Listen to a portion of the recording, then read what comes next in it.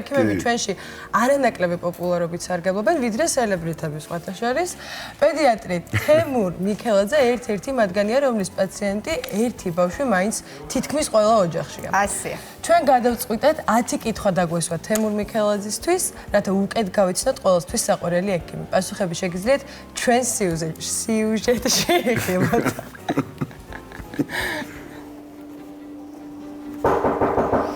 მოგბრძანდით. გამარჯობა, მადლობა, მოგესალმებით, გამარჯობა. როგორ იწყება თქვენი ერთი დღე? ჩემი ერთი დღე იწყება დილით 9 საათზე. 9 საათზე ვიწყებთ პაციენტების მიღებას და გრძელდება დაახლოებით საღამოს 8-9 საათამდე. რატომ აირჩიეთ პედიატრია? პედიატრია ავირჩიე ალბათ იმიტომ, რომ სულ მქონდა სურვილი იმისა, რომ დავხმარებოდი ვიღაცას, ეს არ იქნებოდა მაინც და მაინც იქნებოდა ბავშვი თუ მოზრდილი, ფიქრობდი რომ ვიღაცას რაღაც ჩემი პროფესიიდან გამომდინარე დავეხმარებოდი და შემდეგ ჩემმა პროფესორებმა გადამაწყვეტინეს რომ წავსულიყავი პედიატრიაში. მშობლები ბავშვის მოვლის დროს რა შეცდომას უშვებენ ყველაზე ხშირად? ეს ხა ისეთი რთული კითხვაა, შეიძლება ეს განსაკუთრებულ შეცდომას არ უშვებენ. ერთ-ერთი მთავარია მაქსიმალური ყურადღება მივაქციოთ, რომ რამე ტრავმატიზმი არ მოხდეს. აი მაგალითად საკმაოდ ხშირად არის ხოლმე ჭოჭინის შემთხვევები, როდესაც ბავშვები ან სიმაღლიდან ვარდებიან, ან რაღაც ცხელ-სასმელს გადაისხავენ ხოლმე, როცა უყურადღებოთ ერთი წამით ყურადღების მოდუნება ნიშნავს რაიმე პრობლემას. ამიტომ რაღაც განსაკუთრებულ შეცდომას როგორც წესია, ესეც არ უშვებენ. არის თუ არა ისეთი მითი ბავშვის ჯანმრთელობაზე, რომელიც აუცილებლად უნდა დავამსხვრიოთ? მითი ბავშვის ჯანმრთელობაზე ერთადერთი მითი, რომ ვაქცინები იწვევს აუტიზმს, სხვა რაიმე ნეიროგანვითარების მეშლობებს, ეგეთი მითი, ეს არის აბსოლუტურად მითი და შესაბამისად რა ჩვენ არანაირ ისეთი ინტერვენციას არ გავუკეთებთ ბავშვებს, რომ რამე მათ დავაზიანოთ. თუ შეგიძლიათ გაიხსენოთ ყველაზე დასამახსოვრებელი შემთხვევა პაციენტთან?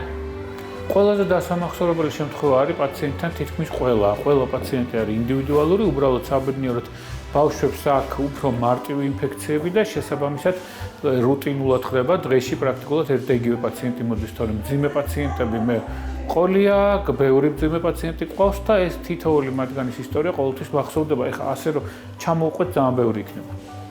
რა არის ყველაზე დიდი გამოწვევა თქვენს პროფესიაში, როგორ ფიქრობთ? ჩემი ყველაზე დიდი გამოწვევა ცოტა ისეთი ტერმინია, გამოწვევა ალბათ მაინც არის ურთიერთობა, თავდაჯერებულობა, ნდობა ბავშვთან და როდესაც შენ ბავშვი გენდობა, შესაბამისად მისი გასინჯვაც უფრო მარტივია, შესაბამისად იმ დაავადებების მართვაც უფრო მარტივია, ამიტომ მთავარი არის კომუნიკაცია ექიმსა და ბავშვს, ექიმსა ბავშვს და მშობელს შორის და ეგრეთ წოდებული თერაპიული ალიანსი. რა არის ყველაზე ხშირი პრობლემა, რის გამოც მშობლები პედიატრთან მიდიან? ყველაზე ხშირი პრობლემა მაინც არის ცხელება, შემდეგ მოდის ხველა, ნაწლავთა გახშირებული მოქმედება, მაგრამ მაინც პირველი არის ცხელება და ცხელება არის ორგანიზმის დამცველობითი რეაქცია უმრავლეს შემთხვევაში და მას რაიმე განსაკუთრებული ჩარევები არ ჭირდება.